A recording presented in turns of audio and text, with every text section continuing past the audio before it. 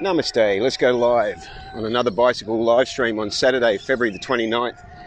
It's the last day of summer in the Southern Hemisphere, and it's nice to be out on the bike again this morning. Ridden 21 kilometres, 22 kilometres actually, and just starting the ride back to the markets to get the organic fruit and veggie before heading up to Brisbane. So it's a pretty interesting morning. So I want to continue the series that I started last weekend, the Shattering the Myths series, which I did one on Saturday last weekend about shattering myths about dreams. So now I'm going to go into something way more serious, and that is shattering the myths about your body. And when I say way more serious, this is the biggest myth that all of us fall for every moment of every day. It is the biggest, when we want to talk about conspiracies and conspiracy theories, it is the biggest. It is the one that encaptures all of us and has us so engrossed and so believing that this myth, this lie, that it influences every decision that we make. It influences our life direction.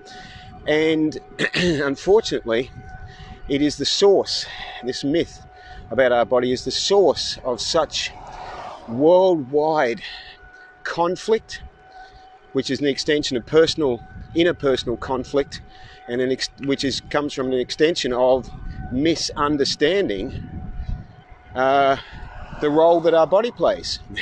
So this is the most important tool and understanding that we have when it comes to clarity as to who we are, what our purpose in life is. And so it's very, very important to explore this. So let's have a little discussion about it. So when you look in the mirror, you're looking at something that is not you. You're looking at a vehicle that you're traveling in. And, we can all understand this, conceptualize this intellectually. We can go, I understand I'm not the body. I know from a spiritual perspective that I'm the spirit soul within. I'm powering this body. I'm traveling in it. It's a vehicle. I understand that. We can mentally understand that and appreciate it. But unless we actually absorb that truth as an integral part of our decision making and our view, our world view, then we will fall victim every moment of every day to thinking that we are the body and to being misled because of it and to ending up in a state of misery because of it. So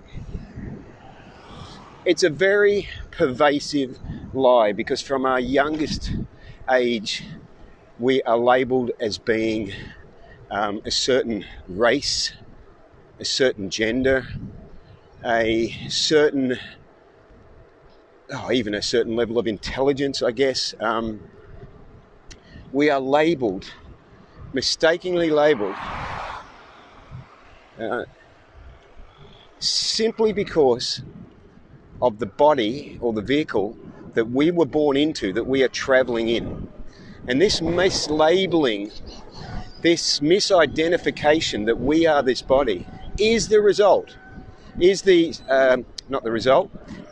reason for sexism, racism, ageism, all the isms that come from believing a lie that if we were to have a deeper appreciation and absorb the deeper truth that we are simply within this vehicle and we are powering this vehicle, if we were to really, really embrace that truth, we would immediately have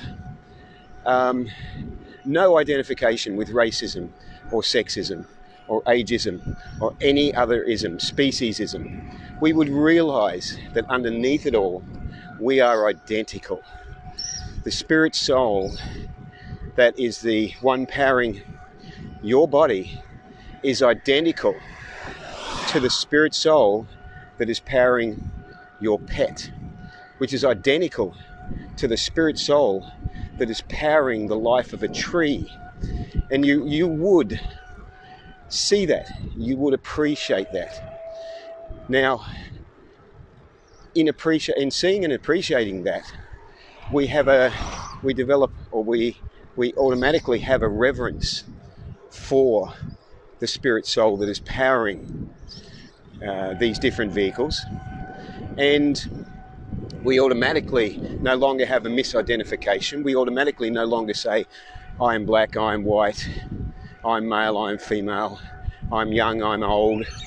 It automatically disappears and brings in a connection to our deeper wisdom.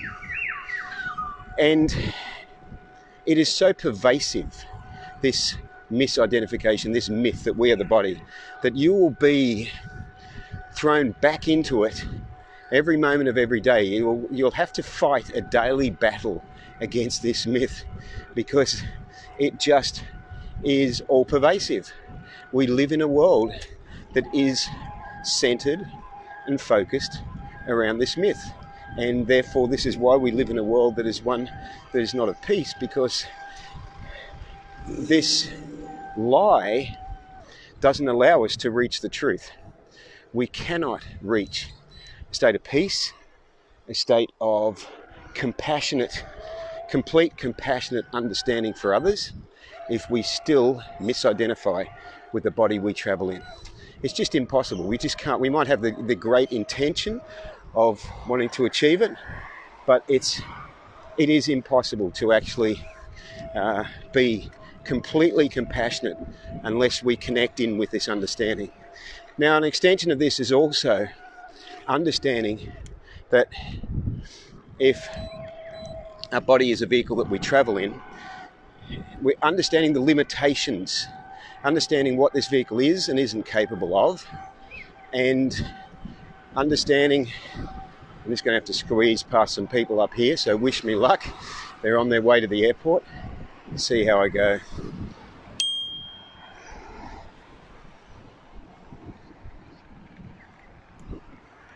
Thank you. So if we want to use the analogy that, you get in your car and you're aware of the limitations of your car. It has certain physical capabilities that it can do, and other things that it can't do, obviously. You can't do 1,000,000 miles an hour, you can't travel into space in it, can't go underwater in it, etc. So you work within the limitations of the car you're driving. The same thing happens with the body that we're traveling in. We understand, accept, and work with the limitations of the body we're traveling in. It's not all powerful. It has the ability to be easily put in a place of illusion. Our senses are extremely limited and extremely easily fooled, and I've spoken about this many times before. Not only are our senses easily fooled, but our senses are inferior to those of many animals. We cannot hear as well as many animals can. We do not have the sense of smell that many animals have. Even just a regular cat has an ability to smell aromas way beyond what we have. So for us to think that we are anything particularly special, or that our body is anything particularly special, is pretty much an arrogant sort of understanding. And geez, I'm just on the edge of rain. Wow, this might be a wet live stream. Wow, it's coming across the airport now. This should be fun. But the other important thing I want to say, with the limited time I've got left before this rain hits, is that when we understand the limitations of the vehicle we're traveling in, it helps us from a vegan perspective, because we look at it and understand correctly the fuel that is required to power this vehicle we're traveling in the same way that we realize that we cannot put diesel in our petrol car. It's as simple as that. We realize that if we are going to fuel our body correctly, our vehicle, so that it gives us a maximum performance, and so that it gives us a maximum reliability, then we need to look at the science that shows, wow, the science that shows that we are actually herbivores, or also known as starchivores, that our fuel is starch. That is what we run on. We need to look at that science. We need to look at all the what's the word I'm looking for? All the tests, all the studies done by plant-based doctors around the world that have studied this now for decades, that have had thousands and thousands of clients that have had miraculous, well, it's not miraculous, they've just had the reversal of diseases and health conditions that regular mainstream doctors would say, oh, you can't do anything about that. You're going to have to be on medication for the rest of your life. Previously supposedly incurable conditions are reversible, and reversible relatively easily when we put the correct fuel into our body. So if you put diesel in your car, it's going to run like shit and it'll stop running pretty quick. When you get rid of it, it'll clean itself up. It will clean itself up pretty quick. However, it may actually have destroyed components within the car.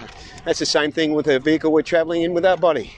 When we look at the science, when we understand with intelligence and wisdom that animal products absolutely screw up our body, then we take care of it from a point of wisdom, from a point of compassion. So what I implore in this live stream this morning, because I'm starting to get wet and I'm going to have to end it, is that you, when you look in the mirror, who are you really looking at? Are you just taking in the vehicle you travel in, or are you going deeper and looking at who you actually are, the soul who is powering this vehicle, the energy source behind it? Because if you are not doing it, then your chances of spiritual success are extremely limited. So thank you for watching. I hope this has given you some vegan food for thought. And try and stay dry and live vegan and save lives. Ahimsa.